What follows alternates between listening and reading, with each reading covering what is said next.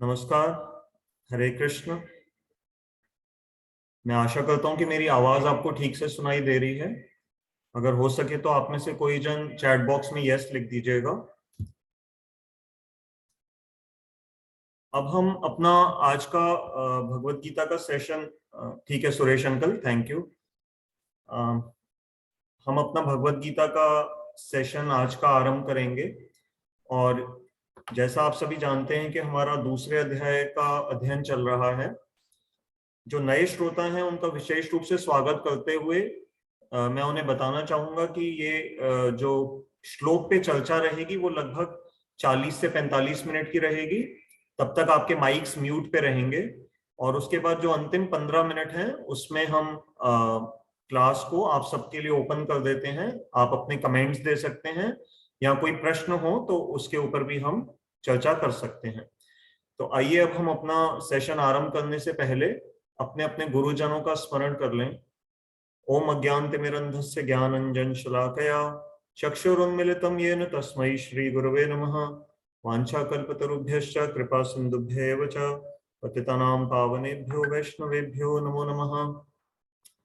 तो सबसे पहले अपने आज के कार्यक्रम में जो विशेष करके हमारे महिला श्रोताएं हैं उन्हें आज के शुभ दिवस करवा चौथ की बहुत बहुत बधाई हो। और जो मेल मेंबर्स, विशेष करके जो मैरिड मेल मेंबर्स सुन रहे हैं तो उनके लिए भी ये हर्ष का विषय है, क्योंकि पत्नियों के इस व्रत से पुरुषों को भी लंबी आयु और अच्छा भविष्य सुनिश्चित हो जाता है। हमारा धर्म का पथ यही कहता है। तो ये सभी के लिए ही कल्याणजनक उत्सव है और सबके लिए ही इसी तरह से खुशी का अवसर लेकर के ये आए। विशेष करके गृहस्थों के लिए ये इस तरह से अप्रोप्रिएट है। तो हम सबसे पहले अपनी स्क्रीन पे अपना जो पिछला वाला श्लोक था दूसरे अध्याय का 38वां श्लोक उसको एक बार देखेंगे ताकि हमारी मेमोरी रिवाइव हो जाए और फिर हम आज के 39वें श्लोक में प्रवेश करेंगे। ये हमारा आज का 71st सेशन है, 71वां सेशन। तो आइए स्क्रीन पे हम देखते हैं। आपकी स्क्रीन पे आप देख पा रहे हैं इस समय जो हमारा 38वां श्लोक है उसकी हम संस्कृत नहीं पढ़ेंगे, उसकी आज हम सिर्फ हिंदी ही दोबारा से याद कर लेंगे एक बार पढ़ के। भगवान ने अर्जुन से कहा, सुख दुख लाभ हानि एवं जय पराजय को समान जानते हुए तुम युद्ध के लिए तत्पर हो, इस प्रकार तुम्हें पाप नहीं लगेगा। तो जो श्रोता नए जुड़े हैं उनको सिर्फ थोड़ा सा एक उनका लिंक बनाने के लिए मैं यहाँ बताना चाहूंगा कि अर्जुन ने भगवान कृष्ण के समक्ष कई प्रश्न रखे थे, जिसमें उनका एक मुख्य प्रश्न ये भी था कि अगर मैं ये लड़ाई लड़ूंगा और मेरे द्वारा विरोधी पक्ष के काफी योद्धाओं का, जिसमें मेरे गुरुजन और मेरे पितामह भी शामिल हैं, उनका अगर वध मेरे हाथों होगा तो उसका मुझे पाप लगेगा। तो भगवान अर्जुन के उन प्रश्नों का उत्तर देते हुए चलते हुए आ रहे हैं और इस 38वें श्लोक में उन्होंने कहा था कि अर्जुन, अगर तुम सुख दुख लाभ हानि और जय पराजय को अगर समान समझोगे और ये समझ करके अगर तुम युद्ध करने के लिए तैयार हो जाओगे तो तुम्हें पाप नहीं लगेगा। तो क्योंकि हम इस श्लोक को पूरा अच्छी तरह से पिछली वाली क्लास में कवर कर चुके हैं तो अब हम इस पे विशेष विचार नहीं करेंगे। अब हम अपने नेक्स्ट श्लोक में, जो आज का हमारा विषय है, उस पे हम आ रहे हैं। आपकी स्क्रीन पे 39वां श्लोक, इसकी संस्कृत इस प्रकार है। एषा ते अभिहिता सांख्ये बुद्धिर योगे तो इमाम शृणु, बुद्धया युक्तो यया पार्थ कर्म बंधम प्रहास्यसि। इसका हिंदी अनुवाद इस प्रकार है।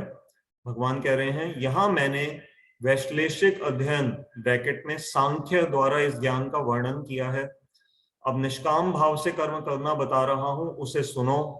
हे पृथापुत्र, तुम यदि ऐसे ज्ञान से कर्म करोगे तो तुम कर्मों के बंधन से अपने को मुक्त कर सकते हो। एक बार हिंदी अनुवाद फिर से पढ़ते हैं। यहाँ मैंने वैश्लेषिक अध्ययन सांख्य द्वारा इस ज्ञान का वर्णन किया है, अब निष्काम भाव से कर्म करना बता रहा हूं। अर्थात जो टॉपिक क्या है, भगवान क्या बता रहे हैं कि अब जो अगले श्लोकों में भगवान जो वर्णन करेंगे वो क्या होगा, निष्काम भाव से कर्म करने की कला जो है वो भगवान बताएंगे।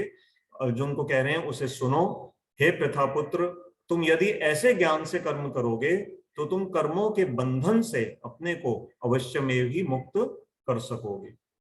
तो आइए अब हम इस श्लोक के जो गूढ़ विचार हैं, क्योंकि यहाँ से भगवत गीता एक दूसरा टर्न ले रही है।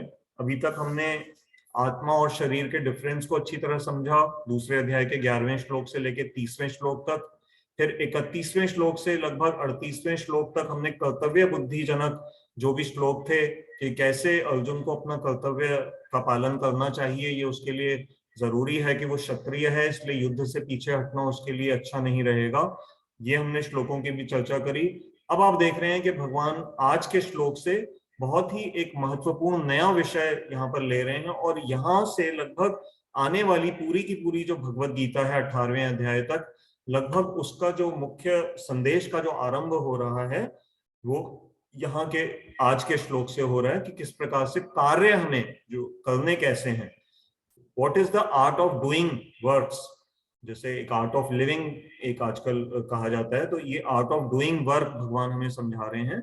तो हम इस श्लोक पे थोड़ा सा गूढ़ इसकी चर्चा करेंगे, तो हम एक एक करके इन टॉपिक्स को कवर करेंगे। थोड़ा सा इसमें फिलॉसफी आएगी अर्थात तत्व ज्ञान की भी बातें आएंगी, तो चिंता मत करिएगा, धीरे धीरे जैसे जैसे ये क्लास आगे बढ़ेगी और आगे वाली क्लासेस में आप देखेंगे कि अपने आप ही एक एक चीज का जो लिंक है वो क्लियर होता चला जाएगा। तो ये बहुत ही एक महत्वपूर्ण श्लोक है जो आज हम कर रहे हैं, इसको ध्यान से सुनिएगा। सांख्य और कर्तव्य, ये अभी तक जो यहाँ से भगवान ने अभी तक 38वें श्लोक में जिनका वर्णन किया, वो यहाँ पर योग में भगवान अब उसको लिंक करने का प्रयास कर रहे हैं। तो अभी हमने सांख्य योग नहीं किया, हमने सांख्य जो वैश्लेषिक अध्ययन जो शब्द आया था अनुवाद में कि सांख्य क्या है उसको थोड़ा सा समझा, और कर्तव्य बुद्धि क्या होती है वो भगवान ने पिछले कुछ श्लोकों में बताया था। आज के श्लोक से भगवान इन दोनों को धीरे धीरे योग के साथ जोड़ने का एक अब अपना प्रयास आरंभ करेंगे, और धीरे धीरे कैसे योग में लेकर के जाएंगे, सांख्य अर्थात जो ज्ञान है उसको वो ज्ञान योग से धीरे धीरे जोड़ेंगे, और कर्तव्य अर्थात जो कर्म है उसको भगवान कर्म योग से जोड़ेंगे। तो बहुत सारे लोग जैसे सोचते हैं कि गीता कर्म योग के लिए ही अधिक जानी जाती है, तो अब हम उस सेक्शन में प्रवेश धीरे धीरे कर रहे हैं जहां पर कर्म के विषय में अधिक अब चर्चा भगवान अर्जुन के साथ करेंगे। तो बुद्धि योग की यहाँ पर जो बात आ रही है इस श्लोक में, वो भी एक आपके लिए नई टर्म आएगी कि बुद्धि योग क्या होता है, ये भी अभी धीरे धीरे हम समझेंगे। तो आइए सबसे पहले सांख्य जो शब्द आया है इसको हम थोड़ा सा इस पे विचार करते हैं। सांख्य शब्द को ध्यान से देखने से ऐसा लगता है कि क्योंकि उसमें संख्या शब्द आया है तो गिनती होगी। हाँ, वो अर्थ भी उसका कुछ हद तक ठीक है, क्योंकि जब हम सांसारिक तत्वों को गणना करके अर्थात गिनती करके काउंटिंग करके एनालाइज करते हैं कि संसार में कितने तत्व हैं, कैसे ये संसार बना हुआ है, तो उसको भी सांख्य कहा जाता है। परंतु सांख्य का एक थोड़ा सा जो प्रॉपर जो एक बिल्कुल एप्रोप्रिएट जो अर्थ है वो मैं आपको एक स्क्रीन पे एक डेफिनेशन जो हमारे गुरुदेव ने अपनी कमेंट्री में दी है, तो आइए उसको स्क्रीन पे हम उस कमेंट्री को देखते हैं एक बार।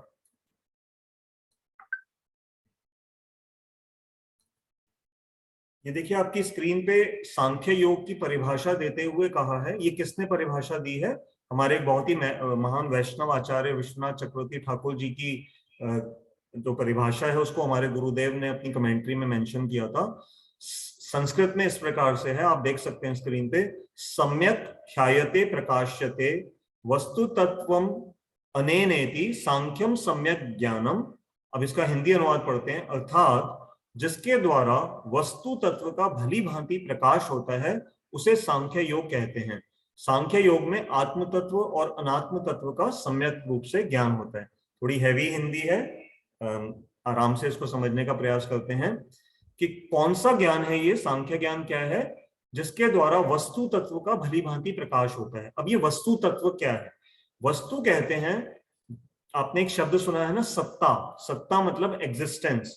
तो जिस भी पदार्थ की इस सांसारिक क्रिएशन में एग्जिस्टेंस है, वो एग्जिस्ट करता है, भले वो कोई पंखा है, एयर कंडीशनर है, कंप्यूटर है, पत्थर है, लकड़ी है, हमारा स्वयं अपना शरीर है, ये जो भी तत्व हम इस संसार में देख रहे हैं, भले वो किसी बनी हुई फॉर्म में है या किसी रॉ फॉर्म में है, अभी बनी हुई फॉर्म में नहीं है, वो जो तत्व है उसको कहा जाता है वस्तु तत्व, जिसकी सत्ता है, अर्थात वस्तु कहते हैं ना, ये आप वस्तु शब्द से तो सभी परिचित हैं कि वस्तु कोई भी पड़ी रहती है, हम कहेंगे ये वस्तु सामने से बेटा उठा करके ले आओ, तो जिसका वास्तविकता में एग्जिस्टेंस है वही वस्तु है।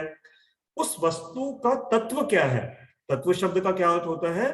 जिसको हम कहेंगे कि सूक्ष्म रूप से किसी वस्तु को एनालाइज करना, समझना, ये किस चीज से बनी हुई है। जैसे हम शॉपिंग करने जाते हैं तो हम कोई भी प्रोडक्ट खरीदते हैं तो उसके पार्ट्स के बारे में पूछते हैं कि अच्छा ये कंप्यूटर की हार्ड ड्राइव की लाइफ कैसी है, इसकी रोटेशन स्पीड क्या है, इसकी डेटा राइटिंग कैपेसिटी कितनी है।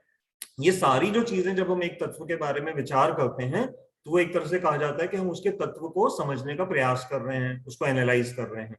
तो जिस ज्ञान के द्वारा वस्तु तत्व का भली भांति प्रकाश होता है, तो जब हम किसी चीज को इस तरह से अच्छी तरह से जानने का प्रयास करते हैं, उससे फिर वो वस्तु क्या है, प्रकाशित होती है।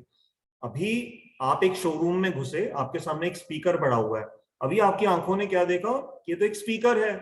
लेकिन जब एक सेल्समैन उस स्पीकर के स्पेशल क्वालिटीज आपको समझाता है कि मैम ये किस कंपनी का है, ये JBL का स्पीकर है, ये बोस का स्पीकर है, इसके इतने ओम्स का रेजिस्टेंस है, इसका इतना बेस है, इतना इसका आप साउंड आउटपुट इतनी आप ले सकते हैं, ये वाटर रेजिस्टेंट है, तो फिर आपको उस वस्तु के विषय में, उस स्पीकर के विषय में आपका ज्ञान खुल कर करके आपको समझ में आता है कि अच्छा ये देखने में तो इतना छोटा लग रहा है लेकिन ये कितना अपने आप में विशेष गुणों वाला है। और फिर आप उसकी प्रैक्टिकल डेमोन्स्ट्रेशन देखते हैं, आप कहेंगे अच्छा मुझे इसकी आवाज सुनवाइए, और जब वो अभी तक वो सारी बात जो कह रहा था वो क्या था, ज्ञान सूचक बातें थी, जब उसने आपको उस स्पीकर की डेमोन्स्ट्रेशन दी तो क्या हो गया, ये फिर विज्ञान हो गया। ज्ञान इज थ्योरेटिकल नॉलेज, विज्ञान मीन्स रियलाइज और प्रैक्टिकल नॉलेज, जिसको हमने अपने अनुभव से जानना का हमें मौका मिला। तो जिस ज्ञान के द्वारा वस्तु तत्व का भली भांति प्रकाश होता है उसे सांख्य योग कहते हैं या सांख्य कहते हैं। तो सांख्य शब्द के अंदर, और दूसरी लाइन पढ़िए क्या लिखी है स्क्रीन पे, सांख्य योग में आत्म तत्व और अनात्म तत्व का सम्यक रूप से ज्ञान होता है। तो आत्म तत्व क्या है, जो दूसरे अध्याय के 11वें श्लोक से लेकर के 30वें श्लोक तक भगवान ने आत्मा के विषय में जो भी ज्ञान दिया, और साथ साथ अनात्म, अनात्म मतलब जड़ पदार्थ, जिसके अंदर आत्मा नहीं है, चेतनता नहीं है, वो क्या है, जड़ पदार्थ है। जैसे पत्थर है, पहाड़ का टुकड़ा है, कोई ईंट है, ये टेबल है ना, ये सब चीजें, जो आपका जो मोबाइल है इस समय आप देख रहे हैं वो जिस बॉडी से बना हुआ है वो क्या है, वो सब अनात्म तत्व है, इनर्ट मैटर है, जड़ तत्व है। तो जिस ज्ञान के द्वारा आत्म तत्व और अनात्म तत्व का सम्यक रूप से ज्ञान होता है उसे कहते हैं सांख्य। तो सांख्य की हमने क्या परिभाषा संस्कृत में पढ़ी, सम्यक ख्यायते। ख्यायते शब्द का संस्कृत में अर्थ होता है बोला जाना, है ना, और सम्यक मीन्स अच्छी प्रकार से। तो जब किसी वस्तु के एनालिसिस को बहुत डीपली जब आप करते हो, सम्यक रूप से उसके विषय में व्याख्या करते हो, तो वो सांख्य कहलाता है। तो ये अभी हमने अपनी स्क्रीन पे अच्छी तरह से सांख्य शब्द को समझ लिया। इसको इसलिए इतना समय इस पे देना जरूरी था क्योंकि सांख्य, अभी हम आगे जैसे जैसे चर्चा करेंगे, हमारे पूरे वैदिक फिलॉसफी में सांख्य अपने आप में वेदों का एक षडांग में से एक महत्वपूर्ण अंग है, और इसका बार बार वर्णन आगे भी आएगा। तो ये हमने अभी देखा कि सांख्य क्या होता है। अब ये जो सांख्य है इसको भगवान कैसे, सांख्य में अभी भगवान के प्रति कोई समर्पण नहीं है, लेकिन ये जो श्लोक है, जो आज का हमारा श्लोक है, इसमें भगवान अर्जुन को वो आर्ट दिखा रहे हैं कि कैसे तुम कार्य करोगे तो उससे तुम्हें कर्म का बंधन नहीं लगेगा। इससे जुड़ा हुआ हमारे उपनिषदों का एक बहुत ही सुंदर श्लोक है और एक संस्कृत स्टेटमेंट है। वो संस्कृत स्टेटमेंट आपने कई बार सुनी भी होगी, त्वदीय वस्तु गोविंद तुभ्यमेव समर्पये। आप कभी ध्यान दीजिएगा जब आप किसी विवाह इत्यादि में वेदी पे बैठते हैं और यज्ञ कराया जाता है, तो जो पुरोहित होते हैं वो इस तरह के श्लोकों का उच्चारण आपसे करवाते हैं कि आप कोई भी जब यज्ञ में समेधा इत्यादि अर्पित कर रहे होते हैं तो वहां पर इन मंत्रों का उच्चारण किया जाता है। त्वदीय वस्तु गोविंद, अर्थात गोविंद ये तुम्हारी ही वस्तु है, तुभ्यम एव समर्पये, आपके लिए ही मैं इसको अर्पित कर रहा हूं, तो आप ही की चीज आपको दे रहा हूं। जैसे हम लोग जब गंगा जी में नहाने जाते हैं हरिद्वार में, तो हम क्या करते हैं, गंगा जी का ही थोड़ा सा जल ले लेते हैं और उसी जल को गंगा जी को अर्पित कर देते हैं। तो गंगा जी का ही जल गंगा जी को ही अर्पित करने से हमारा गंगा जी के प्रति सम्मान का जो भाव है वो पूरा हो जाता है। तो इसी भावना को भगवान अर्जुन को धीरे धीरे समझाने का प्रयास कर रहे हैं, आगे उसको वहीं पर ही लाएंगे। तो हमने बेस समझ लिया कि भगवान किस डायरेक्शन में गीता को आगे लेकर के जाएंगे। इसके लिए जो उपनिषदों का एक बहुत ही सुंदर श्लोक, बहुत प्रसिद्ध श्लोक जो आपने कई जगह पे पढ़ा है, सुना है, आप में से कईयों को याद भी होगा, आइए एक बार उसको स्क्रीन पे देखते हैं। इसको पढ़ने से आपको एकदम याद आ जाएगा। ये कई जगह पे रेडियो स्टेशंस पे, इवन अखबारों में बहुत इसकी कटिंग्स आती हैं, गूगल इत्यादि पे भी ये बार बार आता है। ये ईशोपनिषद में भी इस सिद्धांत की पुष्टि होती है। ईशोपनिषद का पहला ही श्लोक है, ईशावास्यम इदम सर्वम यत्किंच जगत्याम जगत तेन त्यक्तेन भुंजीथा मा गृधः कस्य स्वेद्धनम। इसका आगे भी और है, परंतु अभी हम इसकी हिंदी पढ़ लेते हैं समय बचाने के लिए। यह चराचर संपूर्ण विश्व परमेश्वर का व्याप्य अथवा भोग्य है। देखिए कितने सुंदर विचार हैं हमारे उपनिषदों के। ये बताया जा रहा है कि देखो, हमें तो लग रहा है कि हम इस विश्व में आ गए हैं, ये हम भारतवासी हैं, ये भारत देश हमारा है। किसी का जन्म पाकिस्तान में हो गया, वो कहेगा कि मैं पाकिस्तान का रहने वाला हूं तो पाकिस्तान मेरा है। जैसे आज बहुत सारी जनता भारत और पाकिस्तान के विशेष रूप से एक मैच का प्रतीक्षा कर रहे हैं, अभी शायद थोड़ी देर के बाद वो मैच आरंभ होगा और बहुत सारे लोग उत्साहित हैं उसको देखने के लिए। तो क्यों हम उस मैच के प्रति उत्साहित हैं? क्योंकि हमारी आइडेंटिफिकेशन क्या है कि अगर हमें भारत में भगवान ने जन्म दे दिया है, हमें लगता है कि भारत हमारा देश है, वो क्रिकेट में जीते। जिसको पाकिस्तान में जन्म मिल गया वो कहेगा कि मेरा देश जीते। लेकिन अगर गीता की टीचिंग्स को हम ध्यान से समझेंगे, तो अगर हमें ये समझ में आ जाएगा प्रैक्टिकली कि हम ये शरीर ही नहीं है, हम तो आत्मा है, तो फिर कैसा भारत और कैसा पाकिस्तान, ये उससे भी और उच्च कोटि का विचार है। तो यह चराचर संपूर्ण विश्व, यहाँ पर भारत और इसका कोई किसी देश का जिक्र नहीं आ रहा, हमारे उपनिषदों में पूरे विश्व की बात कही गई है। परमेश्वर का व्याप्य, परमेश्वर का व्याप्य मतलब कि परमेश्वर इस विश्व के संपूर्ण पदार्थों में व्याप्त हैं। कहा जाता है ना कि भगवान तो कण कण में विद्यमान है। आप ये कई बार हम ये स्टेटमेंट बोलते हैं ना, सुनते हैं, पढ़ते हैं। अथवा भोग्य है। भोग्य क्या क्या अर्थ हुआ कि भगवान को, परमात्मा को, परमेश्वर को इस संसार का स्वामी बताया गया है, और जो स्वामी होता है उसको ही भोगने का अधिकार होता है। जैसे हमारे घरों में अगर आप अपने घर के स्वामी हैं, तो आपके घर का जो एयर कंडीशनर है वो, उसका रिमोट कंट्रोल आपके इच्छा से चलेगा। आपको जब गर्मी लगेगी आप उसको ऑन कर लेंगे, परंतु आपके घर का जो, सपोज फॉर एग्जांपल आपका सेवक है, सेविका है, वो पूर्ण अपनी मर्जी से उस एसी को नहीं, मतलब आपको गर्मी लग रही है और आप एसी चलाना चाहते हो, आपका सेवक आकर के आपको डिक्टेट नहीं कर सकता कि जी मेरा मन नहीं है अभी आप एसी मत चलाइए क्योंकि मुझे ठंड लग रही है। नहीं, किसकी बात चलेगी? स्वामी की बात मानी जाएगी। तो ऐसे ही संसार के जो स्वामी हैं वो भगवान हैं। तो ये संसार उन्हीं के ही भोगने के लिए है। भोग्य शब्द आया ना। दूसरे शब्दों में, अनुवाद को पढ़िए आप भी स्क्रीन पे, यह चर अचर, चर क्या होता है? जो कि जीवित प्राणियों के लिए चर शब्द आता है, और अचर अर्थात जिनमें प्राण नहीं है। यह चर अचर संपूर्ण जगत एकमात्र परमेश्वर के द्वारा ही भोग्य है, एवं एकमात्र परमेश्वर ही इसके भोक्ता हैं। ये बात अभी हमने इसकी चर्चा करी। तो भगवान अर्जुन को धीरे धीरे ये इस तरह के श्लोक के माध्यम से अर्जुन को ये समझाने का प्रयास कर रहे हैं कि अर्जुन, तुम्हें जो लग रहा है कि इस युद्ध को का जो फल होगा उसके भोगी तुम हो, ये तुम्हारा विचार गलत है अर्जुन। तुम्हें धीरे धीरे मैं ये समझाने का प्रयास कर रहा हूं कि वास्तव में भोगी कौन है? स्वयं परमात्मा ही, परमेश्वर ही इस प्रभु के स्वामी हैं, और इसलिए ही वो ही सभी युद्ध के फल इत्यादि के भी जो असली भोक्ता है वो कौन है? वो प्रभु ही स्वयं है। तो तुम भोगी ही नहीं हो। जब तुम्हारे हृदय से ये भोगने का भाव हट जाएगा तो फिर तुम कर्म के फल से नहीं बंधोगे। ये मुख्य विचार है इस श्लोक का, जिसको भगवान धीरे धीरे आगे समझाने का प्रयास अर्जुन को कर रहे हैं। तो ठीक है, आई होप यहां तक मैं क्लियर हूं कि हमने अभी तक क्या समझा शॉर्ट में ईशोस उपनिषद के श्लोक के द्वारा, और गोविंद वाले जो हमने श्लोक को अभी पढ़ा तो दिया वस्तु गोविंदा वाला, और सांख्य योग को जो हमने अभी तक चर्चा करी।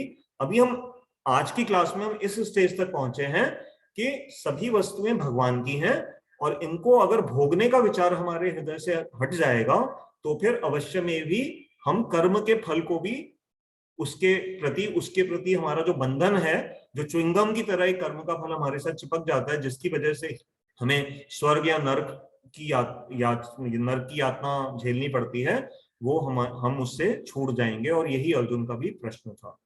अब यहाँ सांख्य जो आया है, श्रील प्रभुपाद जी ने अपनी कमेंट्री में थोड़ा उसको क्लियरली समझाया है। ये बातें थोड़े से उन लोगों के लिए हैं जिनको बहुत इंटरेस्ट है, इसलिए मैं बहुत डिटेल में नहीं जाऊंगा, लेकिन मेंशन करना मेरी ड्यूटी है क्योंकि प्रभुपाद जी ने इस पे काफी समय दिया है अपने परपोर्ट में।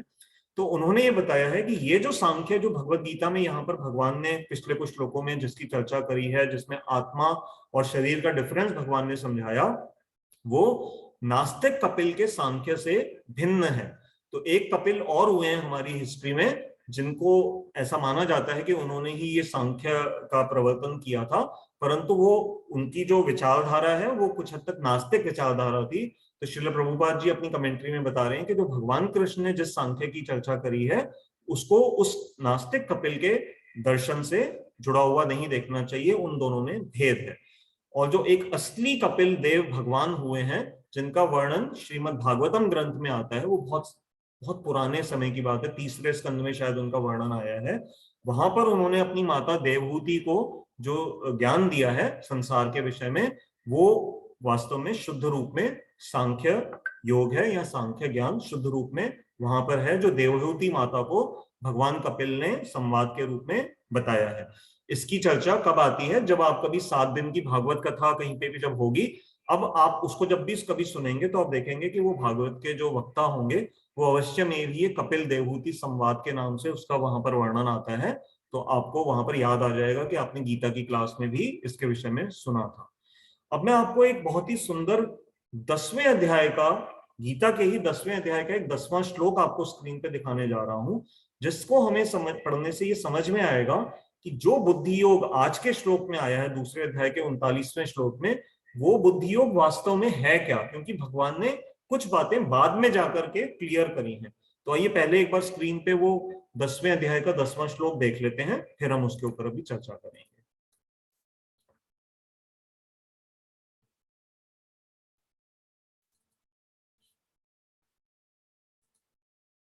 ये देखिए आपकी स्क्रीन पे आप देख पा रहे हैं, बहुत ही प्रसिद्ध श्लोक है गीता का।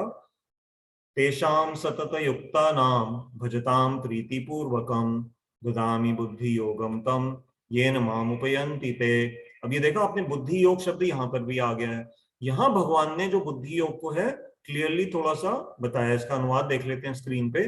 भगवान कह रहे हैं, to those who are constantly devoted to serving me with love I give the understanding by which they can come to me. तो यहाँ बुद्धि योग से क्या पता लगा? भगवान कह रहे हैं to those who are constantly devoted to serving me with love, कि जो मेरी प्रीति पूर्वक मेरी सेवा करते हैं। भजताम प्रीति पूर्वक शब्द आया है ना, देखिए श्लोक में। तेषाम सतत युक्ता नाम, कौन से ऐसे प्रीति पूर्वक भजन करने वाले? जो सतत युक्त हैं। सतत मीन्स उनकी भक्ति में कोई ब्रेक नहीं आता। वो ऐसा नहीं होते कि सिर्फ मंगलवार के दिन तो 11 रुपए का प्रसाद चढ़ाएंगे और बाकी 6 दिन हनुमान जी को भूल जाएंगे। ये सतत भक्ति नहीं होती। सतत भक्ति का अर्थ होता है जब उठते बैठते, जैसे मीराबाई की भक्ति थी, सूरदास जी की भक्ति थी, जैसी भक्ति श्री चैतन्य महाप्रभु जी ने अपने उच्चारण से कर करके दिखाई, प्रहलाद जी की भक्ति, ये सारी भक्तियां कैसी हैं? ये सतत भक्ति हैं, जो 24 घंटे उनके अपने एक एक पल के अंदर भी वो भगवान को कभी भूलते नहीं हैं। तो ऐसे लोगों, ऐसे भक्तों के लिए भगवान ये श्लोक कह रहे हैं, तेषाम सतत युक्ता नाम भजताम प्रीति पूर्वकम ददामी बुद्धि योगम तम, कि जो वो जब ऐसा भजन करते हैं तो भगवान कह रहे हैं मैं क्या करता हूं? मैं उनको बुद्धि योग प्रदान करता हूं।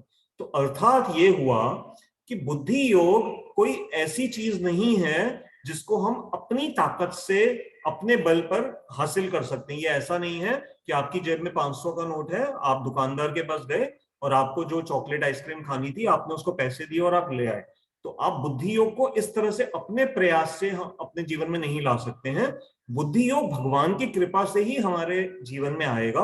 और इसीलिए बहुत जगह पे हमारे पूरे शास्त्रों में भगवान की प्रीति करके उनकी कृपा पाने के ऊपर बहुत बल दिया गया है।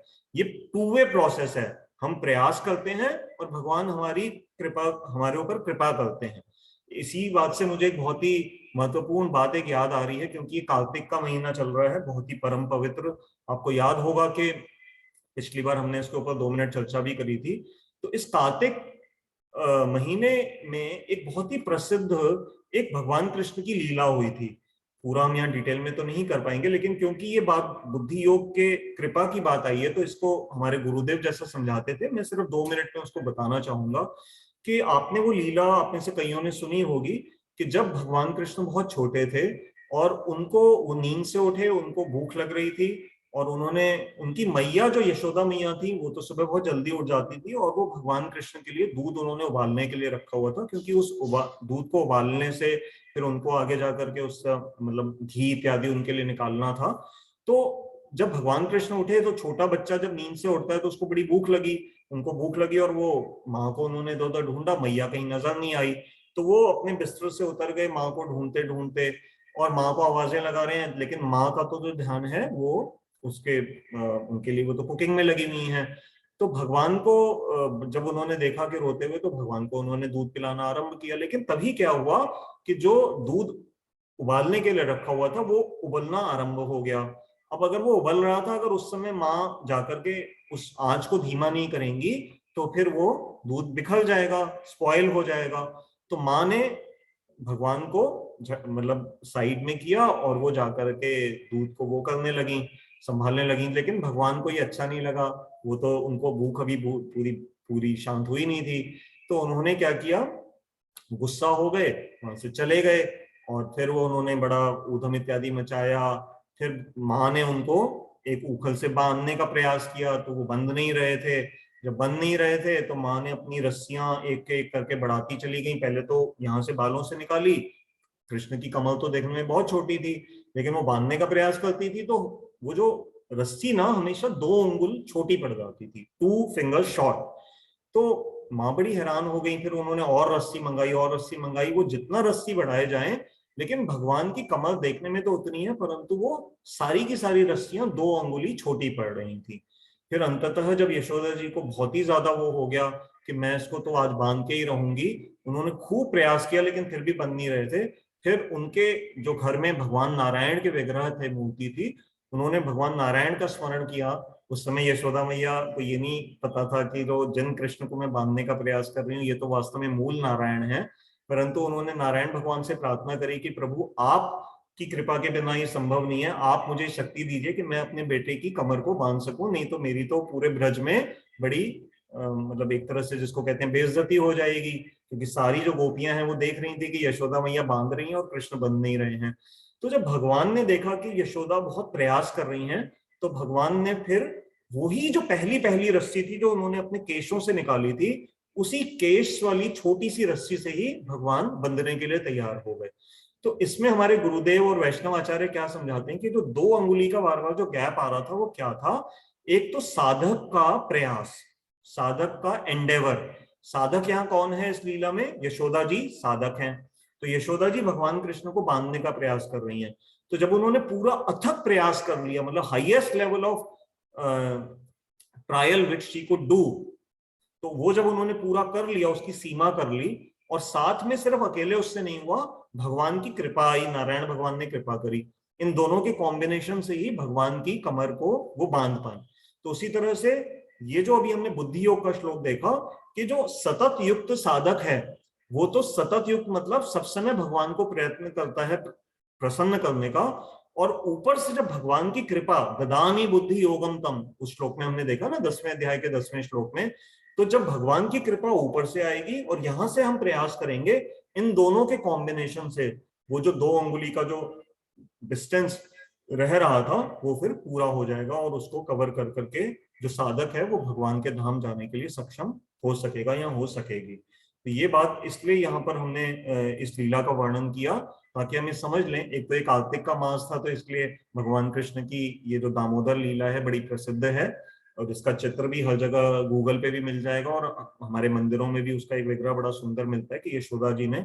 और भक्त इस लीला को इसलिए बड़ा स्मरण करते हैं क्योंकि इस लीला के द्वारा भगवान की माँ ने, मैया ने, यशोदा मैया ने कृष्ण को बांध लिया। तो भगवान को भी कंट्रोल करने की ताकत भक्तों को इस लीला में देखने को मिलती है, और इसलिए भक्त इस लीला का बड़ा ही श्रद्धा से इसका वर्णन भी करते हैं, इसका स्मरण करते हैं। और ये जो दामोदर मैंने अष्टकम की पिछले आपको क्लास में बताया था, उसका हमारे बहुत सारे भक्त इस समय कार्तिक महीने में डेली बेसिस पे शाम के समय भगवान को दीप दिखाते हुए पाठ भी करते हैं, जिसके वर्ड्स इस प्रकार से हैं: नमामि ईश्वरम सचिदानंद रूपम लसत कुंडलम गोकुले भ्राजमानम यशोदावियोलूखला धावमानम परामृष्टम अत्यंत तो दुरत्य गोप्य। ये बहुत बड़ा संस्कृत वो है, इसको देखेंगे। मैं प्रयास करूंगा अगर अगली किसी एक या दो क्लासेस में मैं किन्हीं को इनवाइट करूंगा तो हम उसको पूरा, ताकि एक बार हम सब मिलके गा सकेंगे इसको। तो ये हमने बुद्धि योग को ध्यान से इसलिए समझा, तो जो 10वें अध्याय के 10वें श्लोक को हमने देखा, उससे हमें समझ में आया कि भक्ति योग और बुद्धि योग में कोई विशेष अंतर नहीं है। बहुत सारे लोग कंफ्यूज हो जाते हैं कि जब प्रभुपाद जी की गीता पढ़ते हैं तो वो देखते हैं कि बुद्धि योग को प्रभुपाद जी ने दूसरे अध्याय में कई जगह पे भक्ति योग करके ट्रांसलेट किया हुआ है। हमारे गुरुदेव ने भी अपनी ट्रांसलेशन में, मैं देख रहा था, उन्होंने भी भक्ति योग ही, विश्वनाथ चक्रवर्ती ठाकुर जी ने भी यहाँ पर भक्ति योग शब्द यूज किया है। तो कई बार लोग थोड़ा सा कंफ्यूज हो जाते हैं कि अभी तो भक्ति योग की कोई बात नहीं हुई है, तो भक्ति योग क्यों बोला जा रहा है। तो वास्तव में अगर आप 10वें अध्याय का 10वें श्लोक को रेफर करोगे तो ये पॉइंट क्लियर हो जाता है कि बुद्धि योग जो है वो मूल रूप से भक्ति योग से भिन्न नहीं है। तो आइए अब हम आगे चलते हैं। अब हम समझने का प्रयास करेंगे कि बुद्धि योग की डेफिनेशन है क्या। तो बुद्धि योग को बहुत ही सुंदर एक सेंटेंस में प्रभुपाद जी ने अपने तात्पर्य के बिल्कुल अंतिम सेंटेंस में डिफाइन किया है। उसको इंग्लिश में मैं पढ़ रहा हूं और फिर मैं आपको हिंदी में बताऊंगा। It is transcendental quality of the work we perform. ये सेंटेंस देखने में बड़ा सिंपल सा लग रहा है। It is transcendental quality of the work we perform. तो वर्क वी परफॉर्म आप सब समझते हैं, जो भी हम कार्य करते हैं, तो क्या वो बुद्धि योग हो जाएगा? नहीं, वो कह रहे हैं इट इज ट्रांसेंडेंटल क्वालिटी। तो एक तो हुआ क्वालिटी और दूसरा शब्द आ गया ट्रांसेंडेंटल। ट्रांसेंडेंटल मतलब दिव्य। तो जब हम कोई भी कार्य उस भावना से करते हैं कि वो भगवान की प्रसन्नता के लिए हो, जब उसमें दिव्यता आ जाती है तो फिर वो बुद्धि योग कहलाने के लिए लायक हो जाता है, सक्षम होता है। तो इससे हमने क्या समझा कि बुद्धि योग क्या है? कोई भी हमारे द्वारा किया गया कार्य जिसका उद्देश्य क्या है? भगवान की प्रसन्नता है। योग शब्द आ गया ना, तो योग मतलब भगवान से जुड़ना। जब उनकी प्रीति के लिए कोई कार्य, दिव्य कार्य किया जाता है और अपने निष्काम भावना से किया जाए, अपनी कामना की पूर्ति के लिए नहीं, प्रभु की कामना की पूर्ति के लिए किया जाता है, तो वो फिर बुद्धि योग डेफिनेशन को क्वालिफाई करता है। श्री रामानुजाचार्य जी की भी टीका को हम रेफर करते हैं। आप में से बहुतों ने उनका नाम सुना होगा, पहले भी हमने कई बार उनकी चर्चा करी है। साउथ इंडिया के बहुत ही महान वैष्णव आचार्य, जिन्होंने श्रीपाद शंकराचार्य जी के अद्वैतवाद को खंडन कर करके वैष्णव विचारधारा को पूरे विश्व में, मतलब उनकी ही कृपा है कि रामानुजाचार्य जी के द्वारा की संदेश से ही हम समझ पा रहे हैं आज ये वैष्णव विचार से। तो उन्होंने बहुत अच्छा बताया कि कर्म का बंधन ही संसार बंधन है। ये बात कई बार हम बहुत लाइटली लेते हैं, हमें समझ नहीं आता कि कर्म बंधन की भगवान क्यों अर्जुन को इतनी शिक्षा दे रहे हैं। क्योंकि हम अपने जीवन में बड़े मस्त बैठे हैं, हमें लगता है हम रोज ऑफिस जाते हैं, काम करते हैं, हमें 30 दिन के बाद सैलरी मिल जाती है और हमारा जीवन तो बहुत अच्छा चल रहा है। तो फिर इसमें कर्म का बंधन क्या है? बल्कि हमें डर लगता है कि हम कर्म करना छोड़ देंगे तो घर कैसे चलेगा। बिल्कुल सही बात है, बात तो सही है। ऐसे ही बिजनेसमैन सोचता है कि मैं जब कुछ सौदा बेचूंगा उससे मुझे जो प्रॉफिट होता है उसी से मेरा घर संसार चलता है, वो भी बात ठीक है। तो हमें लगता है कि इन कर्मों में बंधन नहीं है, परंतु शास्त्र कहता है कर्म कई प्रकार का होता है। तो कर्म अब कितने तरह के हैं ये हम आज, हमारा चर्चा का विषय नहीं है, इसको हम आगे करेंगे। लेकिन सिर्फ इतना समझ लीजिए कि कोई भी कार्य जब हम अपनी प्रीति के लिए भी करते हैं तो उसका एक फल होता है, वो फल हमें बांधता है। उसी कर्म बंधन को श्रीपाद रामानुजाचार्य जी बता रहे हैं कि ये कैसा कर्म बंधन क्या है? ये वास्तव में संसार बंधन है। संसार बंधन का क्या अर्थ होता है? जन्म मृत्यु का जो चक्र है जिसमें जीव बंधा हुआ है। जो शंकराचार्य जी ने भी क्या कहा? पुनरपि जननम पुनरपि मरणम पुनरपि जननी जठरे शयनम। तो शंकराचार्य जी क्या कह रहे हैं कि बार बार जीव का जन्म हो रहा है, बार बार मृत्यु हो रही है, बार बार जननी के गर्भ में जाकर के उसको 9 महीने की यातना भुगतनी पड़ती है। तो हम जन्म होने के बाद अवश्य में भी उसको भूल जाते हैं, परंतु कर्म का बंधन अगर हम ये ट्रिक समझ जाएं, जो आज का श्लोक इसलिए इतना महत्वपूर्ण है, इस पे हम शायद एक क्लास अभी और लेंगे आगे। तो कर्म का बंधन को अगर हम, उसकी चाबी हमारे हाथ में लग जाए ना, कि किस प्रकार से कार्य तो करते रहें लेकिन करने की जो ट्रिक भगवान अर्जुन को समझा रहे हैं कि अर्जुन अगर ऐसे कार्य करोगे तो बंधन में नहीं बंधोगे, यही ट्रिक आज हमने भी सीखनी है। ये भगवत गीता की क्लास हम क्यों कर रहे हैं? इसीलिए कर रहे हैं क्योंकि हम अपना जीवन संवारें। हमारा अपना जीवन कैसे संवरेगा? कार्य तो हम वही करते रहेंगे, ऐसा नहीं है कि हम अपने बिजनेस या जॉब्स इत्यादि को छोड़ देंगे या घर के काम करना छोड़ देंगे। कार्य हम सब वही करेंगे, सिर्फ काम करने की प्रणाली हमारे को एक विभिन्न प्रकार की गीता बता रही है और उसको हमें समझने का प्रयास करना है। उसके बाद शंकराचार्य जी ने बहुत ही सुंदर बात कही कि बुद्धि का नाम संख्या है। तो बुद्धि, देखिए हमारे संस्कृत में ना क्या होता है कि एक एक शब्द के बहुत सारे अर्थ होते हैं। तो जो बुद्धि शब्द है, बुद्धि को जनरली अगर मैं अभी आपसे पूछूं तो आप कहेंगे बुद्धि का अर्थ होता है इंटेलिजेंस, है ना? बिल्कुल ठीक है, इंटेलिजेंस, बुद्धि, हम कहते हैं ना बुद्धिमान व्यक्ति है, ही इज वेरी इंटेलिजेंट, तो उसका वहां अर्थ होता है बुद्धि हो, बुद्धि मतलब इंटेलिजेंस। लेकिन शंकराचार्य जी, सॉरी, हमारे रामानुजाचार्य जी एक दूसरा अर्थ बता रहे हैं बुद्धि का। वो कह रहे हैं इसका एक और भी सिनोनिम है, वो है संख्या।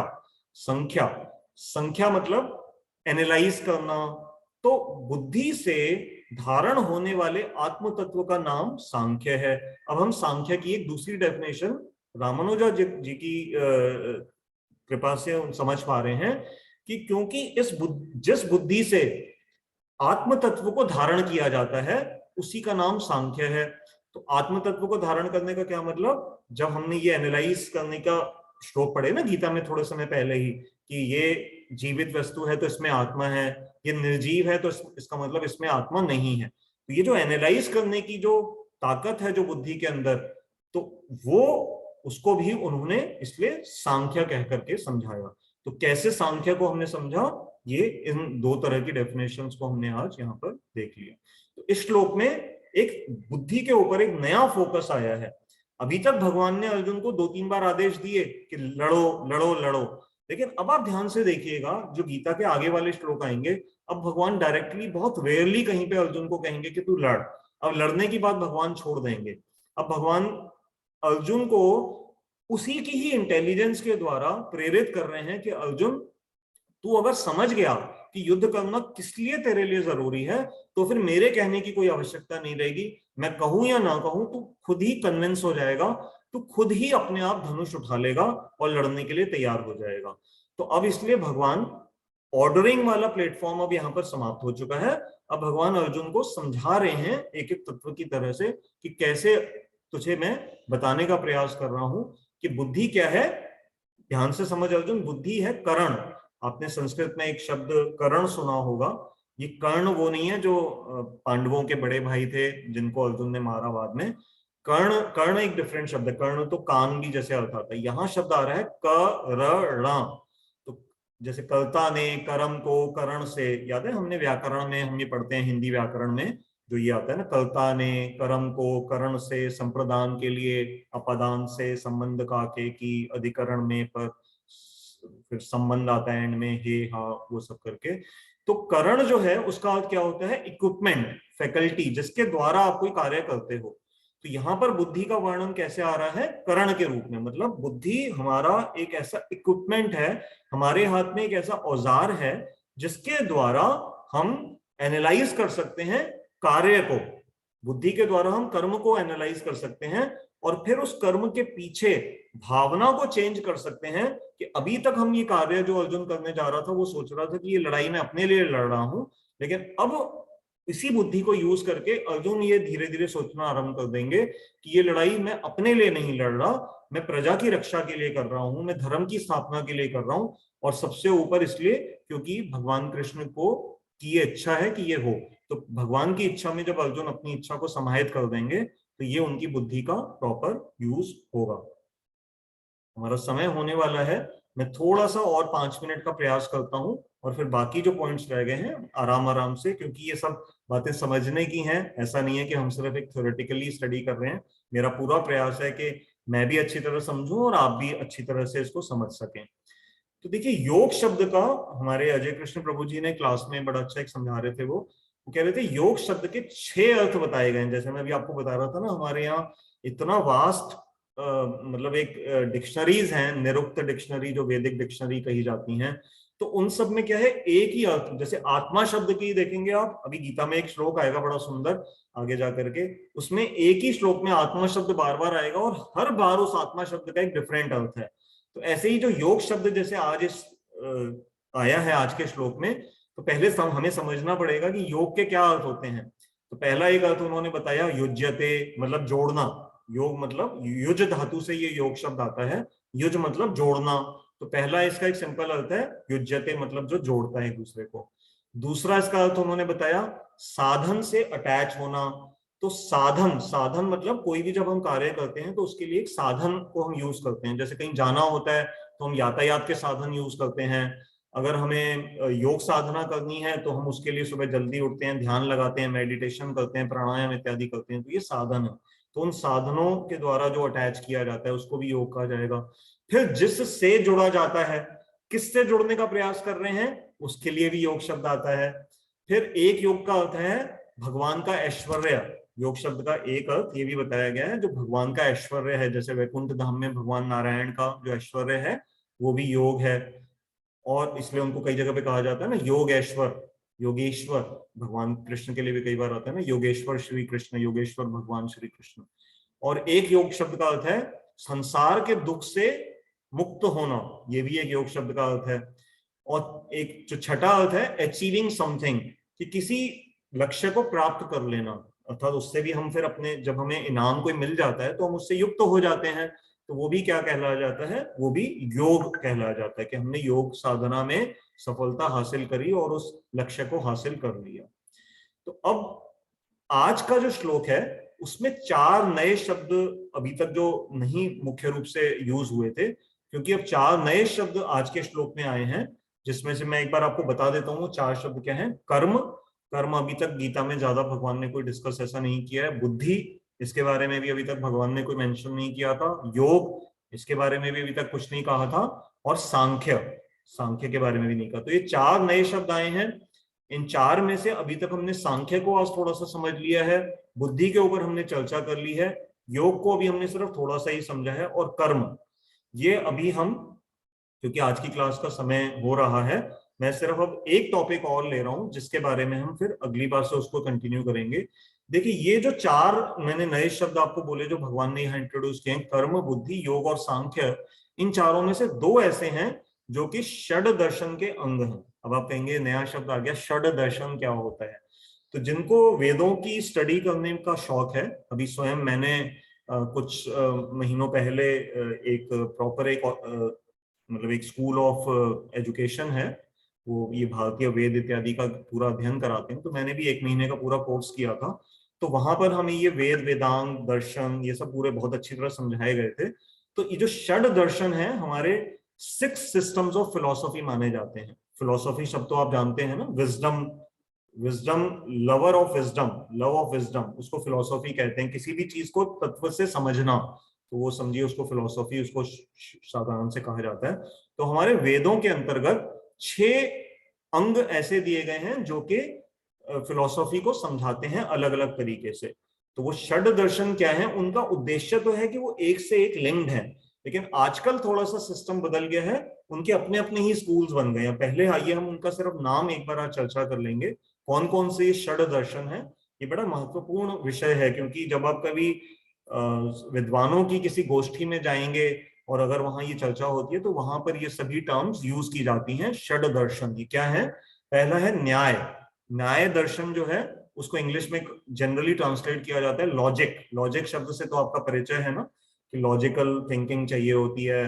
कंप्यूटर्स के जो लोग प्रोग्राम लिखते हैं तो उसमें भी लॉजिकल रीजनिंग, जो बच्चे एमबीए वगैरह के एग्जाम्स देते हैं तो उनका भी लॉजिकल रीजनिंग का एक टेस्ट होता है बाकायदा।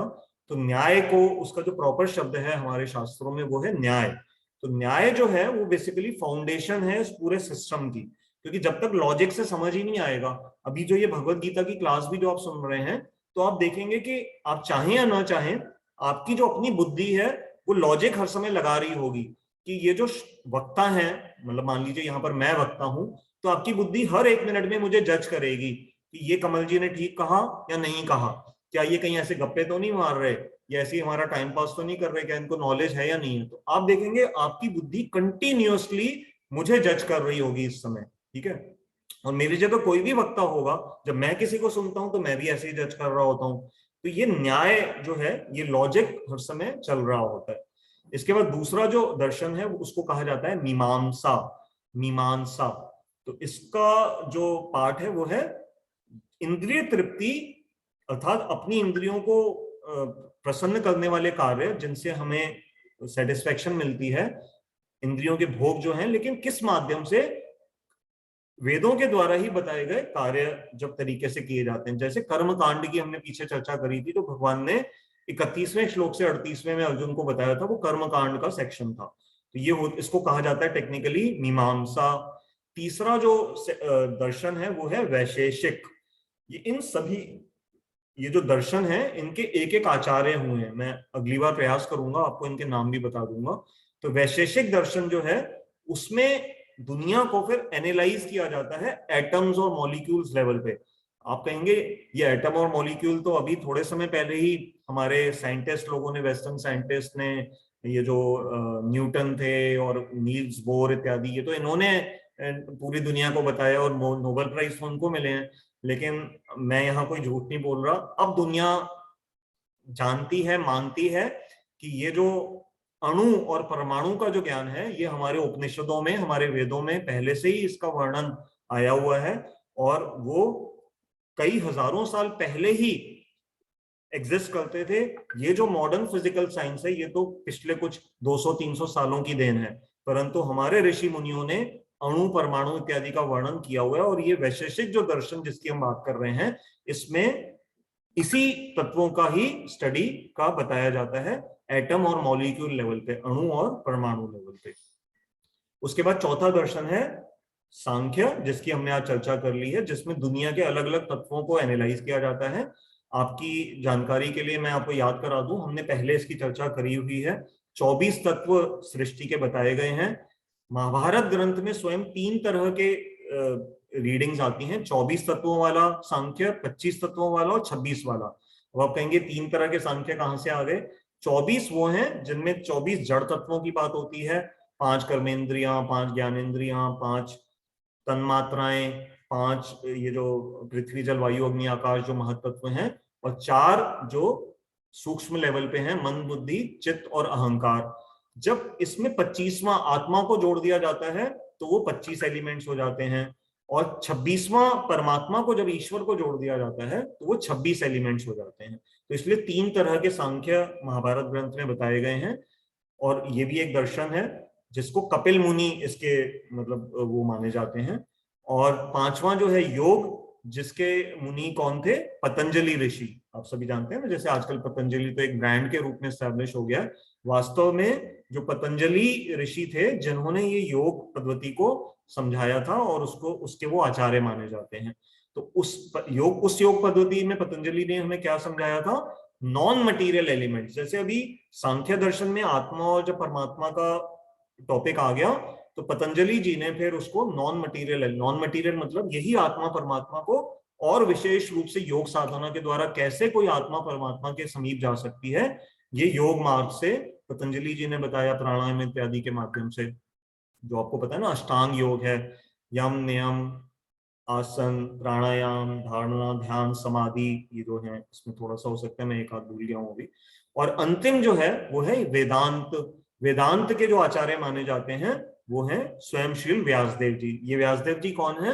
जिन्होंने महाभारत की रचना करी, श्रीमद् भागवतम सारे पुराणों की रचना करी, वेदों को 4 भागों में बांटा, उपनिषदों की रचना करी, वेदांत सूत्र की रचना करी। ये जो महर्षि व्यास हैं, वेद व्यास जी, इनको वेदांत का आचार्य माना जाता है। इस वेदांत के अंदर उपनिषद आ जाते हैं और फिर इसी के अंदर ही पूरा जो स्पिरिचुअलिटी का समिट, मतलब जो टॉप लेवल ऑफ स्पिरिचुअलिटी है, उसके लिए हमें वेदांत में जाना पड़ता है। तो आज हम यहीं पर ही अब रुकेंगे क्योंकि हमारा कक्षा का समय पूरा हो गया है।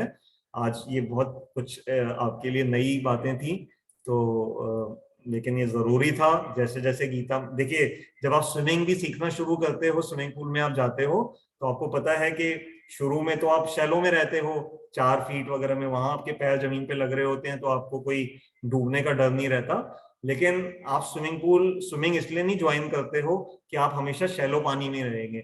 जब तक आप अच्छी तरह तैरना नहीं शुरू करेंगे, उसके लिए आपको डीप में एक दिन जाना ही पड़ेगा। तो जो हमारे साथ पिछले 1.5-1.25 साल से लगभग आप जुड़े हुए हैं गीता में, अब धीरे धीरे भगवान हमारे कोच हैं। स्विमिंग कोच कौन है? स्वयं भगवान कृष्ण हैं। तो वो हमें धीरे धीरे अब डीप वाटर की तरफ लेके चल रहे हैं। तो इसलिए अब तैयार हो जाइए और एक एक करके अपना हम इन तत्वों को धीरे धीरे समझते जाएंगे। अब सिस्टम ये है कि मैं अपने आप को अब यहाँ पर रोक रहा हूँ। आदित्य प्रभु का मैं देख रहा हूँ हाथ आया, उनका कोई प्रश्न है, लेकिन आदित्य मेरे से भी अलग से भी बहुत पूछते रहते हैं। अगर पहला चॉइस आप लोगों के पास है, अगर आप में से कोई भी जन कोई प्रश्न पूछना चाहें तो आप अपना, जैसे आदित्य ने हैंड रेस किया हुआ, आप जूम में फीचर होता है, आप हैंड रेस कर सकते हैं, या फिर आप चैट बॉक्स में लिख दीजिए तो मैं आपको अनम्यूट कर दूंगा, और नहीं तो आप अपना वीडियो ऑन करके भी हैंड उठा लेंगे तो भी मैं आपको देख लूंगा। तो 1 मिनट में जरा अपनी सेटिंग्स को चेंज कर लूं और फिर मैं आप सबको एक एक करके, पहले मैं आपके लिए वेट कर रहा हूं, और नहीं तो फिर अपना ये जो आदित्य जी हैं ये तो अपने उसके लिए तैयार हैं क्वेश्चन के साथ।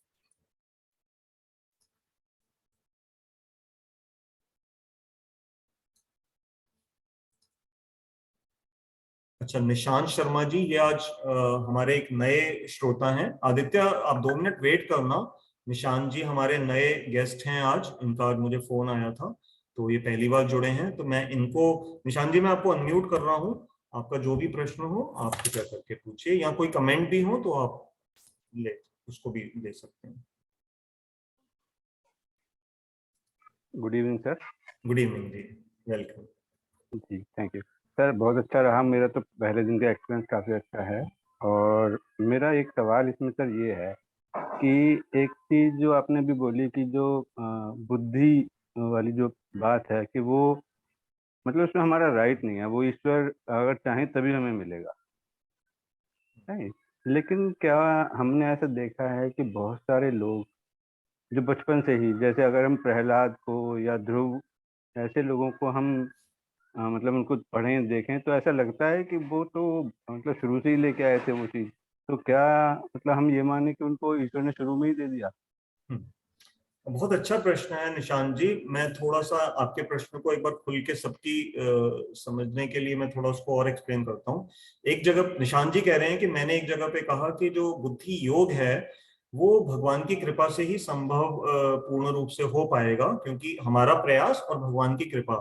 तो इनका प्रश्न है कि कुछ विशेष करके हमारे शास्त्रों में ध्रुव और प्रहलाद जैसे जब बालकों का वर्णन आता है तो उन्होंने तो बहुत छोटी अवस्था में ही भगवान को प्रसन्न कर लिया, प्राप्त कर लिया।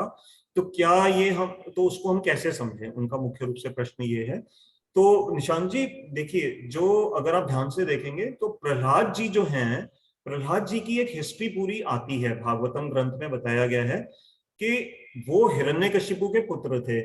और शायद उनकी माँ का नाम जो मुझे याद आ रहा है कयाधु था, अगर मैं गलत नहीं हूं तो। वो हिरण्यकशिपु तो तपस्या करने चले गए और ये अपनी माँ के गर्भ में ही थे। तो देवताओं को जब सूचना मिली कि इस समय मौका बहुत अच्छा है, और क्यों किसी, जैसे कहते हैं ना कि सांप के बच्चे को भी हम जिंदा नहीं छोड़ते, तो उन्होंने कहा कि इसको गर्भ में ही इस बालक को मार देते हैं, क्योंकि हिरण्यकशिपु तो इस समय तपस्या पे गए हुए हैं। तो वो जब आए तो जो नारद जी थे, नारद जी ने देवताओं को ये कार्य करने से रोक दिया। नारद जी अपनी दिव्य दृष्टि से जानते थे कि ये जो बालक है भले आया असुर कुल में है, परंतु ये बहुत आगे जाकर के भगवान विष्णु का महान भक्त होने वाला है।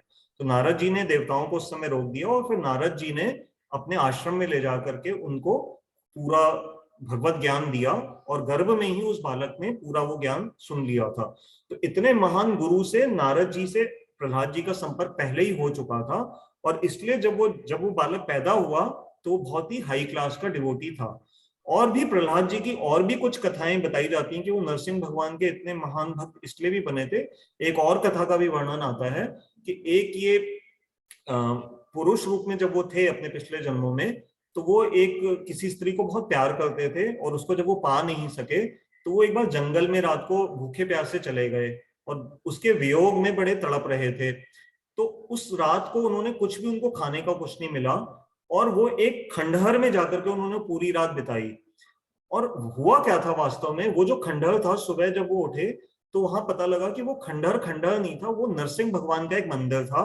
वो जो दिन था वो नरसिंह चतुर्थी या ऐसा कोई बहुत विशेष कोई दिवस था, और उस दिन क्योंकि वो भूखे प्यासे रहे तो उनका वो व्रत हो गया। उस व्रत की सुकृति इतनी पावरफुल थी कि प्रहलाद की वो जो युवक था, जब उसने प्राण छोड़े, वो अगले जन्मों में फिर जाकर के उसको प्रहलाद जी जैसा चरित्र बनने का उनको अवसर मिला। तो इसलिए इनकी क्या है, एक पीछे से हिस्ट्री चलती आ रही है। और ध्रुव जी के ऊपर भी क्या है, ध्रुव जी जब गए हैं पूरा ये क्योंकि वो क्षत्रिय बालक थे, पिछली अपनी क्लासेस में ध्रुव जी की चर्चा करी थी, तो जब वो जंगल में चले गए, माँ ने कहा कि भगवान को पाना है तो तुझे जंगल में जाना पड़ेगा, और वो चले गए घर छोड़ कर करके। और वो वहां पर भी जब नारद जी ने उनको देखा कि वो इतनी भयंकर तपस्या कर रहे हैं, फिर नारद जी ने वहां करके उनको वो मंत्र दिया, ओम नमो भगवते वासुदेवाय। और फिर उस गुरु की कृपा से ध्रुव जी ने जब वो पूरा वो उसको उस रूप से अनुसंधान किया, उस पर उन्होंने तपस्या करी, फिर नारद जी की कृपा से भगवान को अंततः आकर के ध्रुव जी को दर्शन देना पड़ा। तो आप देखेंगे कहीं ना कहीं गुरु का रोल है, या फिर उनके पिछले पूर्व जन्मों की सुकृतियां इसमें हैं। लेकिन फॉर्मूला वही आया, अपना प्रयास और भगवान की कृपा। इन दोनों के कॉम्बिनेशन के बिना आप देखेंगे किसी का भी जीवन कभी पूर्ण रूप से भक्ति राज्य में तो सफल नहीं हुआ। जी जी जी, बिल्कुल ठीक है सर। ठीक है, थैंक यू जी। जी थैंक आशा है आप आगे भी जुड़ते रहेंगे हमारे साथ। जी जरूर सर, जरूर। जी आदित्य आप 2 मिनट और वेट करिए। हमारे कपिल सक्सेना जी हैं, उन्होंने भी हाथ उठाया है, मैं उनको अनम्यूट कर रहा हूँ। प्रभु जी नमस्कार। नमस्ते अ, कपिल जी। प्रभु जी मुझे एक जैसे आपने बताया अभी कि हर एक के पीछे कर्म गति, मतलब हर हमारे पीछे कर्म गति हमारी रहती है, जैसे हम कर्म करते हैं वैसे ही हमको उस हिसाब से इस जन्म में अगले जन्म में उसको भोगना पड़ता है, तभी हमें उसके नया जन्म मिलता है। तो उसमें एक चीज है कि मान लीजिए कि किसी भी आदमी ने मतलब किसी भी मनुष्य ने, किसी ने इस जन्म में मान लीजिए कुछ कर्म ऐसे करे हैं, गंदे कर्म। अब उसको कर्म का फल तो मिलना है। अब मान लीजिए कि अगले जन्म में भी उसको कर्म का फल उसको जो मिलता है अगले जन्म में मिलता है। अभी ये तो होता नहीं कि कर्म का फल कब मिल रहा है, अभी मिल रहा है बाद में मिल रहा है, तो वो मान लीजिए अगले जन्म में मिलता है। तो अब ये चीज समझ में नहीं आती कि जब उसको वो फल मिल रहा है तो उसके साथ भले ही वो फल उस को पर्टिकुलर एक, चाहे मनुष्य हो कोई, उसको मिल रहा है, मगर उसके साथ जो लगे लोग होते हैं, चाहे उसके माता पिता भाई बहन या रिश्तेदार, उनको भी कहीं ना कहीं उसकी वजह से दुख होना पड़ता है। राइट। तो मतलब ये थोड़ा ऐसा नहीं होता कि गलती तो किसी और ने करी, भोग तो वही आदमी रहा है, मगर उसकी वजह से इफेक्ट कोई और भी हो रहा है, जिससे अब भले ही कोई कर्म उसने गलत करे ही ना हो। मान लीजिए इसी केस में बच्चों ने या उसके रिश्तेदारों ने या माँ बाप ने कोई ऐसा गलत नहीं करा, मगर क्योंकि उसको फल भोगना पड़ रहा है तो उनको भी अल्टीमेटली कुछ दुख हो रहा है। तो ये चीज समझ में नहीं आती कि मतलब तो कर्म किसी ने खराब करे, भोग तो वही आदमी रहा है, क्योंकि जीवात्मा है वो तो मरती नहीं है, भोग वही रहा है, मगर जो एक्चुअली में उससे इफेक्ट हो रहा है वो बहुत से अलग दूसरे लोग भी हो रहे हैं जिनका उससे कुछ लेना देना नहीं था। तो ये चीज कैसे होती है, समझ में नहीं आती, इसको मतलब कैसे उसको एक्सप्लेन करा हाँ, ये बड़ा कॉमन क्वेश्चन है और बड़ा वैलिड क्वेश्चन है, परंतु इसको समझना मुश्किल नहीं है। इसके दो दो एंगल से इसको हम समझेंगे शॉर्ट में, ज्यादा इस पे लंबे विचार करने की आवश्यकता ही नहीं, बड़ा सिंपल है। एक तो ये कि जो हमें इस समय लग रहा है ना कि माता पिता या उसके बच्चों ने तो कुछ ऐसा कार्य विशेष खराब किया नहीं था और उनको भी उसका कष्ट भोगना पड़ रहा है, ये हम अपने लिमिटेड विजन से कपिल जी हम देख रहे हैं।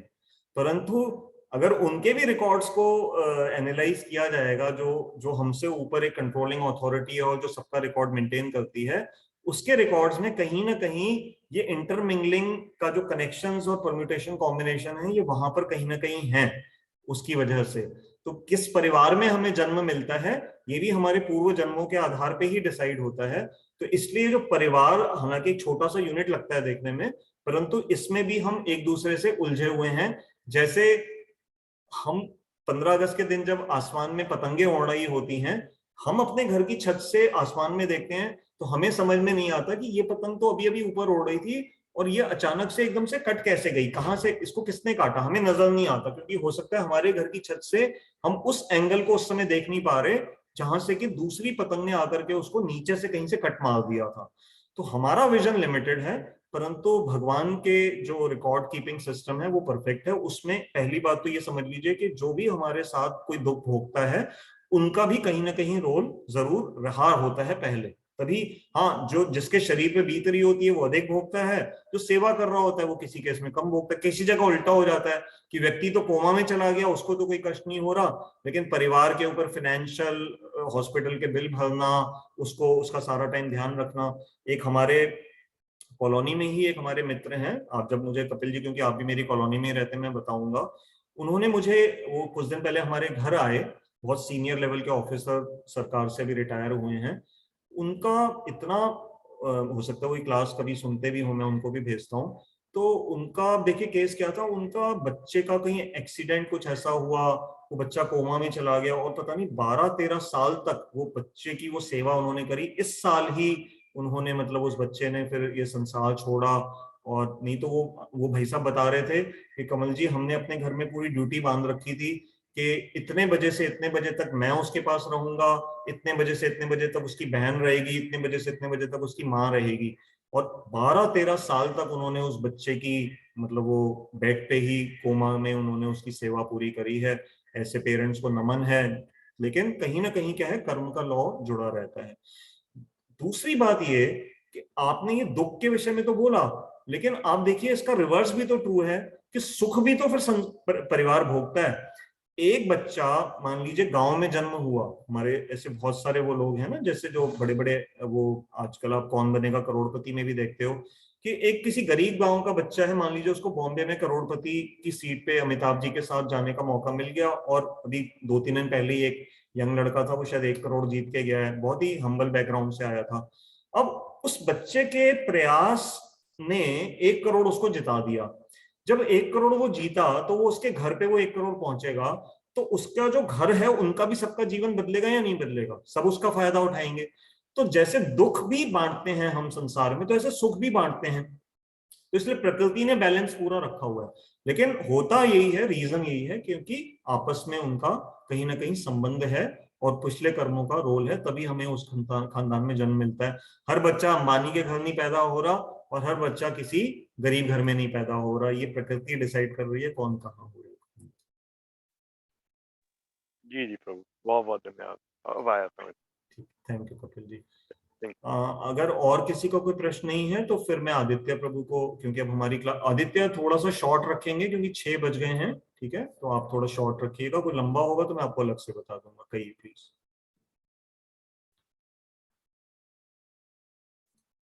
आदित्य अनम्यूट कर लीजिए अपने आप को।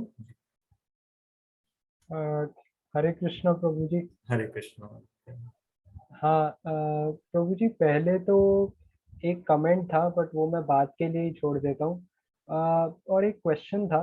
तो क्वेश्चन ये था प्रभु जी कि जैसे आपने बोला कि जो बुद्धि होती है वो ददामी बुद्धि योगम, वो भगवान की कृपा से ही हमें प्राप्त होती है।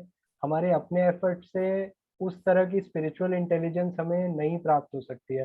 पर क्या इसका ये मतलब भी होता है कि हमें कोई एफर्ट्स करने ही नहीं चाहिए अपनी स्पिरिचुअल इंटेलिजेंस को बढ़ाने के लिए? क्योंकि मैं ये सोच रहा था कि ऐसा कि हम अपनी तरफ से क्या कर सकते हैं। जैसे हम प्रार्थना तो कर सकते हैं, we can pray to the lord कि हमें बुद्धि दीजिए, अच्छी स्पिरिचुअल इंटेलिजेंस दीजिए। साथ ही साथ हम और क्या कर सकते हैं, जैसे हम स्क्रिप्चर्स पढ़ सकते हैं।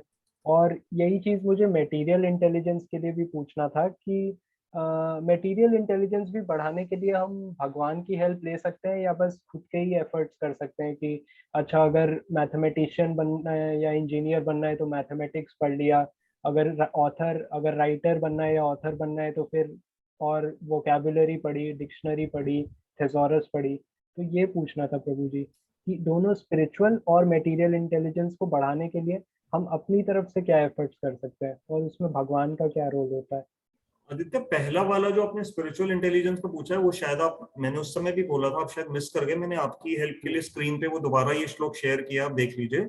यहाँ भगवान ने क्लियर, तुमने पूछा कि क्या हम, फिर हमारी जो प्रयास है वो मैटर नहीं करता? नहीं, भगवान ने पहली लाइन में क्या कहा है उसको देखना पड़ेगा।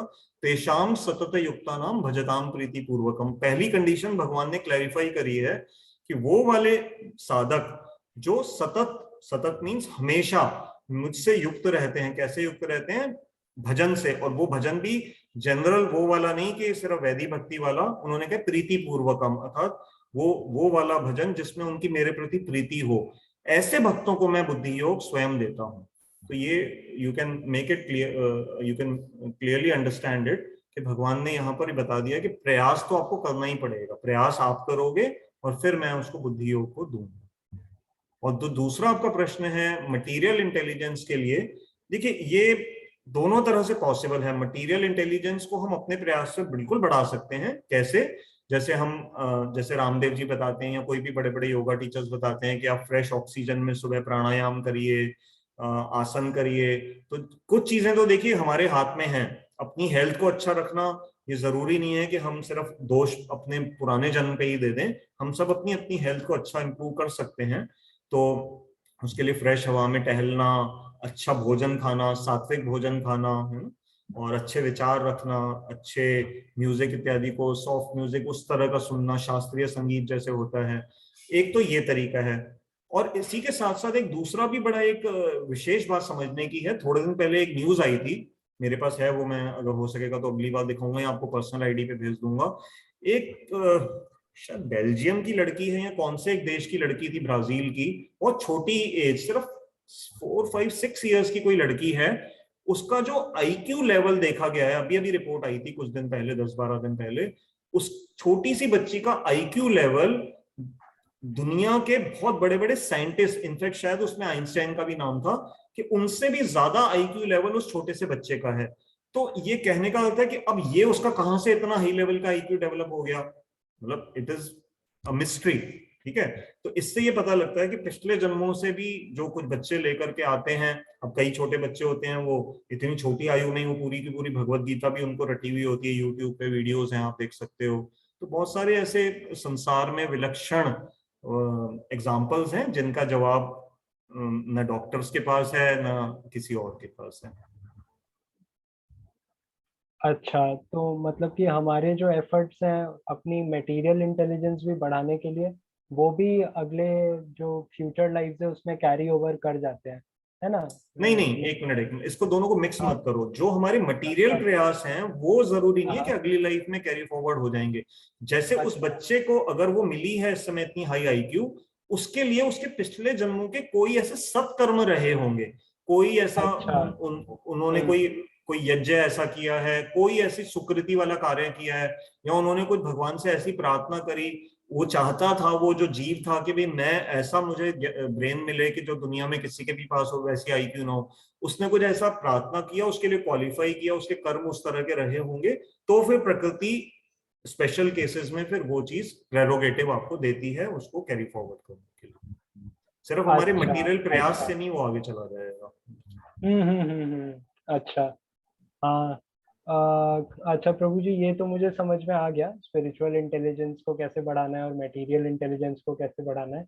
और प्रभु जी, एक कमेंट था, बस वो मुझे करना ही है, क्योंकि आप इंडिया और पाकिस्तान के बारे में बात कर रहे थे। तो एक्चुअली ये तो सच है कि हम लोग सब ये बॉडी नहीं है और हम लोग सोल है, तो इसलिए हमें अपने कंट्रीज के साथ ज़्यादा आइडेंटिफाई नहीं करना चाहिए, और ये सब सिर्फ एक मटेरियल डेजिग्नेशन ही होते हैं। बट प्रभु जी, जो इंडिया में हम लोगों का जन्म हुआ है वो एक बहुत ही स्पेशल जन्म हुआ है, क्योंकि India is a very special place. यहाँ पर भगवान के इतने सारे इनकारनेशंस आए हैं और उन्होंने अपनी सारी लीलाएं की हैं, अपने पास टाइम्स यहीं पर कैरी आउट किए हैं। और फिर चैतन्य महाप्रभु जी ने भी बोला है कि इंडिया इज द पुण्य भूमि, मतलब भारत एक पुण्य भूमि है। तो हमने बहुत अच्छे अच्छे सत्कर्म किए हैं अपने पिछले जन्मों में, इसीलिए हमारा जन्म भारत में हुआ है। और उसके लिए हमें बहुत प्राउड फील करना चाहिए और भारत को डिफेंड भी करना चाहिए और भारत को हर जगह ग्लोरीफाई भी करना चाहिए। तो बस ये बोलना चाहता था प्रभु जी मैं, आदित्य, ये ये मेरा एक ये कमेंट था। क्वाइन का एक हिस्सा है जो आपने बोला है। बहुत सारे लोग हाँ, सिर्फ इसी बात पे सेटिस्फाई होकर के आगे कोई प्रयास नहीं कर रहे हैं कि ठीक है हमारे को भारत जैसी पुण्य भूमि में जन्म मिल गया तो एक बहुत बड़ी अचीवमेंट है। इट इज लाइक समथिंग कि आपने 12th क्लास में बहुत अच्छे रिजल्ट्स आप ले आए, आपने स्कूल में टॉप कर लिया, अब जब कॉलेज में आ गए तो आप बस उसी फीलिंग में ही हर समय रहते हो कि मैंने तो अपने स्कूल में टॉप किया था, और आप कॉलेज की पढ़ाई अगर ध्यान से नहीं करेंगे तो you know what is going to be the result. College के राइट, रिजल्ट्स में आप नीचे गिर जाओगे। तो मनुष्य हाँ, जीवन हमें भारत में मिल गया है, बहुत अच्छी बात है, हमारे अवश्य कुछ अच्छे कर्म रहे होंगे, लेकिन यहीं पर ही बहुत सारे ऐसे भारतवासी हैं जो आज भारत को ही गालियां देते हैं। एक वो गलती हम कर रहे हैं। दूसरा, भारत की अपनी पुरानी वैदिक सभ्यता को हम स्वीकारने के लिए अभी भी तैयार नहीं है इस चीजों के लिए। हम विदेशों से आए हुए किसी साइंटिस्ट की थ्योरी को फटाफट आंख बंद कर करके, भले वो हमें बंदरों, हमारे पूर्वजों को वो बंदर बता देते हैं, वो खुशी खुशी स्वीकार कर लेंगे कि हाँ हाँ हमारे पूर्वज बंदर थे। क्यों? क्योंकि किसी डार्विन नाम के एक विदेशी ने कहा था। लेकिन हमारे ऋषि मुनियों ने क्या कहा कि तुम अपने गोत्र को देखो कि तुम भारद्वाज गोत्र में हो, तुम कश्यप गोत्र में हो, तुम कैसे, तुम्हारा जो तुम द्विवेदी हो, त्रिवेदी हो, चतुर्वेदी हो, ये कहाँ से परंपरा पीछे ऋषियों से तुम्हारी चलती आ रही है, कश्यप मुनि इत्यादि से। हम उसको लाइटली ले लेते हैं। We are not able even ready to give 5 minutes to understand कि गोत्र क्या होता है, कहाँ से हमारे ऋषि मुनियों से हमारा क्या संपर्क है। हम अपने पुरखों को बंदर 1 मिनट में मानने के लिए तैयार हो जाते हैं और स्कूलों में भी यही पढ़ पढ़ करके खुश हो रहे हैं। तो खैर, तो इसलिए ये सिर्फ सेटिस्फाई हो जाना कि हाँ हाँ बस हमें भारत में जन्म मिल गया तो ये बहुत बड़ी अचीवमेंट है, ये बात अपने आप में 50% सही है। बाकी 50% प्रयास हमें अभी भी करते रहना चाहिए। ठीक है आदित्य? हाँ प्रभु जी, बस एक और चीज बोलनी थी कि ये जो भारत के ही बारे में, तो प्रभु जी जो लोग भारत के इस मतलब इंडिया के इस कल्चर को रिस्पेक्ट नहीं करते हैं, वैदिक कल्चर को, तो उन्हें भी तो अगर हम ये समझाएंगे कि why India is so special, because of our Vedic scriptures, because of our Vedic culture, because of God's presence, तो तभी तो वो भारत को ऐसे कुछ भी बुरा भला बोलना या भारत की रिस्पेक्ट नहीं करना वो बंद करेंगे। जब हम उन्हें बताएंगे कि आपने यहाँ पर बचपन से प्रसादम पाया है, अपने पेरेंट्स के साथ आप टेम्पल्स में गए हो बचपन से, और भारत के, इंडिया के सारे कल्चर एंड एटिकेट सीखा है, तो फिर प्रभु जी ये भी तो हमारे मतलब ये चीज भी तो भारत की एक ग्लोरी है ना, कि बिल्कुल। ये सारी चीजें उन्होंने की हुई है।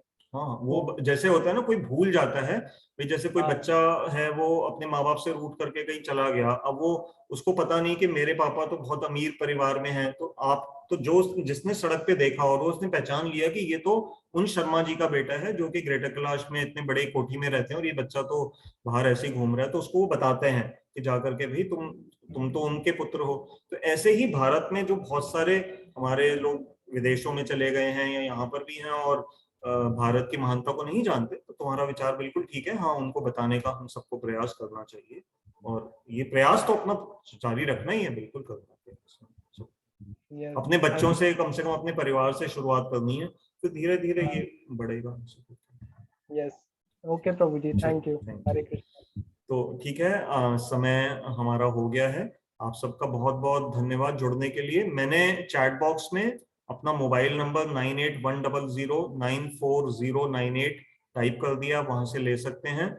और एक यूट्यूब पे चैनल है कमल गीता क्लासेस, जहां पर पिछली क्लासेस की सारी रिकॉर्डिंग्स उपलब्ध हैं। आप इस चैनल को सब्सक्राइब भी कर सकते हैं, जिससे आपको जल्द से जल्द मेरी नई रिकॉर्डिंग्स का पता लग जाएगा। कोई बोलने में मिस्टेक हो गई हो तो क्षमा कीजिएगा।